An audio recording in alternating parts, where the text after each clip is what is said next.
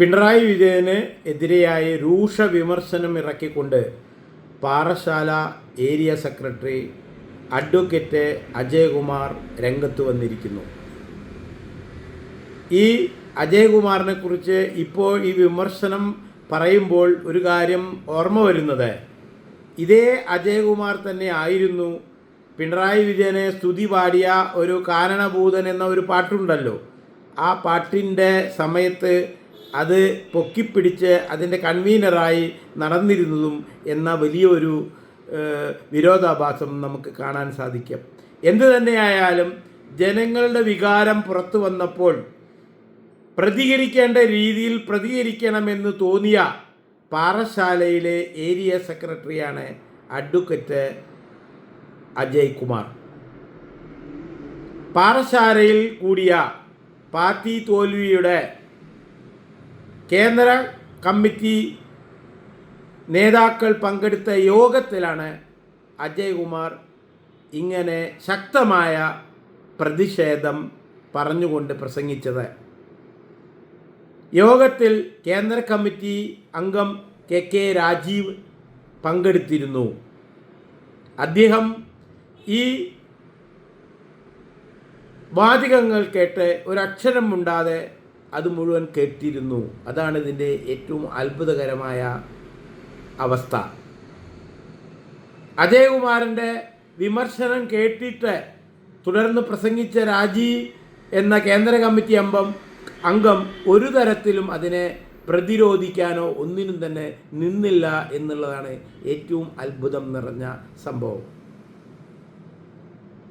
അജയകുമാർ പറയുന്നത്, CPMൻ്റെ പരിപാടികൾ തെറ്റായാലും ശരിയായാലും അത് കൽപ്പിക്കുന്ന നേതാവാണ് പിണറായി വിജയൻ. കൽപ്പിച്ച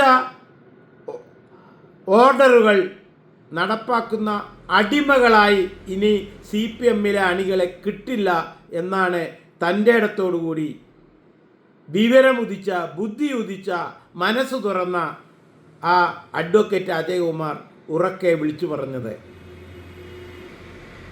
ഇത് കേട്ടുകൊണ്ടിരുന്ന CPMൻ്റെ സംസ്ഥാന കമ്മിറ്റി അംഗമായ കെ രാജീവൻ ഒരക്ഷരം അതിനെ എതിർക്കുകയോ അനുകൂലിച്ചോ സംസാരിച്ചില്ല. ഈ പാറശാലയ്ക്ക് ഒരു പ്രത്യേകത കൂടിയുണ്ട്. പാറശാലയിലെ പഴയ MLA ആർ സെൽവകുമാർ 2011 തെരഞ്ഞെടുപ്പിൽ അവിടെ നിന്ന് ജയിച്ച CPM MLA ആയിരുന്നു. അദ്ദേഹം 2 കൊല്ലത്തിൻ്റെ ഉള്ളിൽ പാർട്ടി മാറി കോൺഗ്രസിൽ ചേർന്ന കഥ നമുക്കൊക്കെ അറിയാം. അപ്പോൾ ഈ പാറശാലയിൽ പണ്ടു തൊട്ടേ CPMന് ഇത്തരത്തിൽ തൻ്റെ ഇടമുള്ള നേതാക്കൾ ഉണ്ടായിരുന്നു. ആ തൻ്റെ ഇടം തന്നെയാണ് ഇപ്പോൾ ഏരിയ സെക്രട്ടറിയായ അഡ്വക്കേറ്റ് അജയകുമാറും വിളിച്ചു പറഞ്ഞിരിക്കുന്നത്.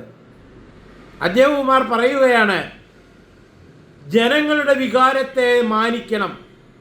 ജനങ്ങൾ പാർട്ടിയെ പൂർണ്ണമായി തൂത്തെറിഞ്ഞിരിക്കുന്നു. ആ സമയത്ത് അതിന് നേതൃത്വം കൊടുത്ത പിണറായി വിജയൻ വീണ്ടും അതിൻ്റെ നേതൃത്വത്തിൽ ഇരിക്കാൻ യോഗ്യനല്ല. എന്തുകൊണ്ട് ആ പ്രതിപക്ഷ സ്ഥാനത്ത് കയറി വീണ്ടും തള്ളിപ്പിടിച്ചിരിക്കുന്നു? ഇതാണ് അജയകുമാർ ചോദ്യം ചെയ്തത്.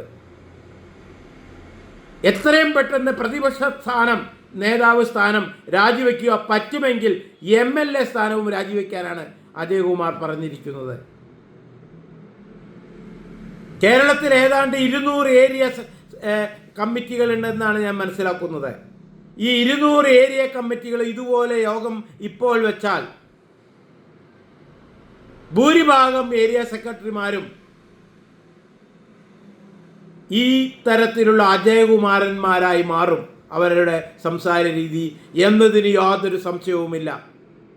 വേണ്ടി വന്നാൽ അഖിലേന്ത്യാ സെക്രട്ടറിയായ ലിറ്റിൽ ബേബിയും ഇത്തരത്തിൽ സംസാരിച്ചു എന്ന് വരാം. ഗതികേടുകൊണ്ടാണ് ആരും ഉണ്ടാതിരിക്കുന്നത്. എല്ലാവരും മൗനം നടിച്ചിരിക്കുന്നത്, പൊട്ടം കളിച്ചിരിക്കുന്നത്. പാർട്ടി വിടൂ, ഒരു സാമാന്യ മര്യാദയില്ലേ? ഒരു നാട്ടു നടപ്പില്ലേ, ജനവികാരം എതിരാണെന്ന് കണ്ടാൽ പിന്നെ ആ സ്ഥാനത്ത് തള്ളിപ്പിടിച്ചിരിക്കുന്നത് ശരിയാണോ? അടുത്ത ആൾക്കത് ഒഴിഞ്ഞുകൊടുത്ത് വേറെ പണിക്ക് പോകുന്നതല്ലേ നല്ലത്? എന്താണ് പിണറായി വിജയന് അത് തോന്നാത്തത്? വയസ്സുകൊണ്ടും അസുഖം ഉണ്ടോ എന്ന് അറിയില്ല. ഈ അമേരിക്കയിൽ പോയിരുന്നത് അസുഖമായിട്ടാണോ ഇനി വേറെ വല്ല ഇടപാടിനാണോ എന്ന് നമ്മൾ അന്വേഷിക്കേണ്ടി വരും. എന്തായാലും ഈ 200ഓളം ഏരിയ കമ്മിറ്റികൾ ആക്റ്റീവാകുമ്പോൾ ആ ഏരിയ കമ്മിറ്റികളിൽ ഇതുപോലത്തെ അജയകുമാരന്മാർ രംഗത്ത് വരുമ്പോൾ പിണറായി വിജയൻ എന്തു ചെയ്യും? ഉത്തരം കിട്ടണം കേരളത്തിലെ ജനങ്ങൾക്ക്. ഇനിയും ജനങ്ങളെ പറ്റിക്കണോ? അച്യുതാനന്ദനെ ഒതുക്കി ഒരു മൂലയിലിരുത്തി ഓരോ ജില്ലാ കമ്മിറ്റികളും സ്വന്തം ദല്ലാളുമാരെ വെച്ച് പിടിച്ചടക്കി. കഴിവുള്ളവർ മുഴുവൻ പോയി. ഈ തിരഞ്ഞെടുപ്പിൽ തന്നെ പാർട്ടിയിലെ ശക്തരായ പലരും റിബൽ സ്ഥാനാർത്ഥികളായി. ജി സുധാകരനെ പോലെയുള്ളവർ, നമ്മുടെ പാർട്ടി സെക്രട്ടറി എം ഗോവിന്ദൻ്റെ ഭാര്യ മത്സരിക്കുന്ന തലശ്ശേരിയിൽ അതിനെതിരെ മത്സരിച്ച റിബൽ സ്ഥാനാർത്ഥി, അപ്പുറത്ത് വേറൊരു സ്ഥാനാർത്ഥി. എത്ര റിബൽ സ്ഥാനാർത്ഥികൾ പാർട്ടിയിൽ നിന്ന് തന്നെ രംഗത്ത് വന്നു. പാർട്ടി സ്ഥാനാർത്ഥികളെ കെട്ടിവെച്ച കാശും കിട്ടാത്ത തരത്തിൽ പൊട്ടിച്ചു വിട്ടു. എന്നിട്ടും ആ കസേരയിൽ ചാടിക്കയറിയിരുന്നു. ഘടകകക്ഷിയായ CPI അതിന് ശക്തമായി എതിർത്തിട്ടും ആ കസേര വിട്ടുകൊടുത്തില്ല, കെട്ടിപ്പിടിച്ചു. ഇത് ശരിയാണോ? പിണറായി വിജയൻ ആലോചിക്കുക. നിങ്ങളുടെ പാർട്ടിയിലെ ഓരോ ഏരിയ സെക്രട്ടറിമാരും ഇനി മനസ്സ് തുറക്കാൻ തുടങ്ങുമ്പോൾ അതിന് മുന്നേയായി പാർട്ടി നിലനിൽക്കണമെന്ന ഒരു തോന്നലുണ്ടെങ്കിൽ ആ സ്ഥാനത്ത് നിന്ന് എത്രയും പെട്ടെന്ന് ഇറങ്ങിക്കൊടുത്ത് അടുത്ത കഴിവുള്ള കള്ളത്തരമില്ലാത്ത തന്തേടിയായ ഒരുത്തനെ ആ സ്ഥാനത്തേക്ക് കൊണ്ടിരുത്തുകയാണ് പിണറായി വിജയൻ ചെയ്യേണ്ടത്. അല്ലാതെ ഈ തരത്തിലുള്ള വൃത്തികേടുകൾ കാട്ടി ആ കസേരയിൽ കയറിയിരുന്ന് കെട്ടിപ്പിടിച്ചിരുന്ന് ഭരണം മുന്നോട്ട് കൊണ്ടുപോകാൻ കഴിയുകയില്ല. നിങ്ങളുടെ കള്ളക്കേസുകൾ അന്വേഷിക്കാൻ വരുന്ന ED ഉദ്യോഗസ്ഥരെ ആക്രമിക്കാൻ നിങ്ങൾ തന്നെ പറഞ്ഞുവിട്ട നിങ്ങളുടെ അണികൾ ബുദ്ധിയില്ലാതെ ചെയ്ത ആ ഉദ്യോഗസ്ഥരെ കാർ ആക്രമിച്ചു. ആ പാവപ്പെട്ട സാധാരണ പ്രവർത്തകർ എത്ര ദിവസമായി ജയിലിൽ? 10-25 പേരുണ്ട്. അവരെ നിങ്ങൾക്ക് പുറത്തിറക്കാൻ ഒരു ചെറിയ തൻ്റെ ഇടം നിങ്ങൾ കാണിക്കുന്നുണ്ടോ? അതിനുള്ള പൈസ നിങ്ങൾ ചെലവാക്കുന്നുണ്ടോ? ആ പാവങ്ങൾ എന്ത് തെറ്റ് ചെയ്തു? നിങ്ങൾ രഹസ്യമായി പറഞ്ഞു വിട്ട ദല്ലാളുമാരുടെ വാക്ക് വിശ്വസിച്ചിട്ടാണ് അവർ ആ കാറ് തല്ലി പൊളിക്കാൻ പോയത്. എന്നിട്ട് ഇന്നവർ ജയിലിലാണ്. എനിക്ക് തോന്നുന്നില്ല അവർ പുറം ലോകം കാണുമെന്ന്. അത്രയ്ക്ക് വലിയ തെറ്റാണ് അവർ ചെയ്തത്. നിങ്ങൾ ഉപദേശിക്കേണ്ട ആളാണ് അവർ തെറ്റ് ചെയ്യുമ്പോൾ. അത് വേണ്ട, നിങ്ങളത് ചെയ്യരുത്. അന്വേഷിക്കട്ടെ, തെളിവുണ്ടെങ്കിൽ എന്നെ ശിക്ഷിക്കട്ടെ എന്ന് നിങ്ങൾ പറയേണ്ടതായിരുന്നു. അത് പറയാതെ ആ കസേര പിടിച്ച് അതിൽ കയറിയിരുന്ന് നിങ്ങൾ എത്ര കാലം ഇനി മുന്നോട്ട് പോകും ഇങ്ങനെ?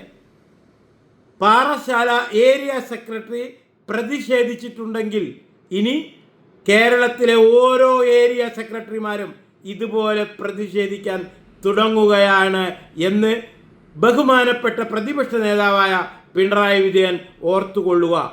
നിങ്ങൾ ജനങ്ങളുടെ വികാരം നിങ്ങൾക്കെതിരാണ്. അത് നിങ്ങൾ പേടിപ്പിച്ച് കണ്ണുരുട്ടി നിങ്ങൾക്ക് അനുകൂലമാക്കാൻ പറ്റുമെന്ന് ഒരിക്കലും കരുതണ്ട. നിങ്ങളുടെ ഓരോ ഏരിയ സെക്രട്ടറിമാരും ഇതുപോലെ പരസ്യമായി രംഗത്ത് വരുമ്പോഴെങ്കിലും നിങ്ങൾ അത് മനസ്സിലാക്കും എന്ന് വിചാരിക്കുന്നു.